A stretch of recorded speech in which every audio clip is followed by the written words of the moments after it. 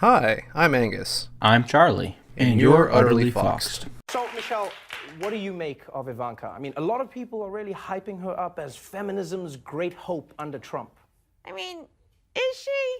Ivanka's been silent on so many women's issues, like healthcare, domestic abuse, reproductive rights. Oh, okay, yeah, but to be fair, no one can speak out on everything. She did propose a maternity leave policy.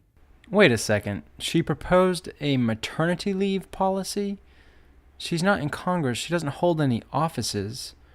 What are you talking about? I googled this and I couldn't find anything where she proposed a maternity leave policy. All right, Trevor, let me tell you something about proposals. They don't always work out. But here's the thing about Ivanka's maternity leave policy. You mean other than the fact that it doesn't exist because she doesn't propose policies? Her proposal only covers married women. You know who it leaves out? All the single ladies. That's really unfair because single moms have to deal with a lot of Okay, what these two bozos are talking about is Donald Trump's policy that he released in September of 2016, where basically he said that these benefits would apply to anyone who had legal married status. But later, a campaign spokesman clarified and said that the benefits would extend to single mothers.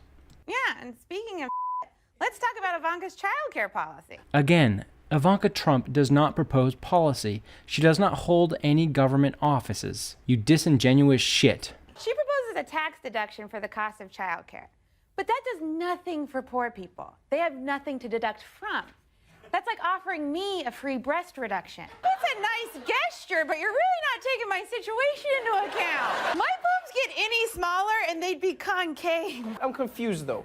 If Ivanka's policies benefit so few women, then why is she seen as a feminist icon? Again, Ivanka does not create policies. But what do you mean so few? Are you talking about people who can't afford childcare and women who are mothers but are not married? Because it seems to me that that population would be much smaller than the alternative. So let's review Ivanka's formula for equality. Wait a second. Her formula for equality? I thought we were talking about her so-called policies. Have a husband, have children, dress right, don't be poor, and don't get mad when you're harassed at work. There's a huge problem with that. So, before you put too much hope in Ivanka, hope to do what? remember, she promotes a brand of feminism that makes her rich by exploiting the very people she's claiming to help. Who is she claiming to help, and how is she exploiting them? This whole diatribe has been some sort of attack on Ivanka Trump because she's Trump's daughter.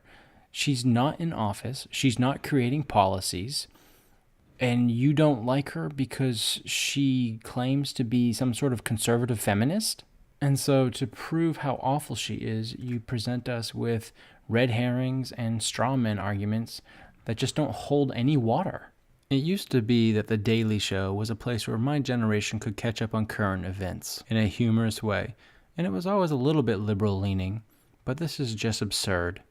It's not logical, and you're throwing this woman under the bus just because you don't like her daddy, and you should be ashamed of yourselves because of it.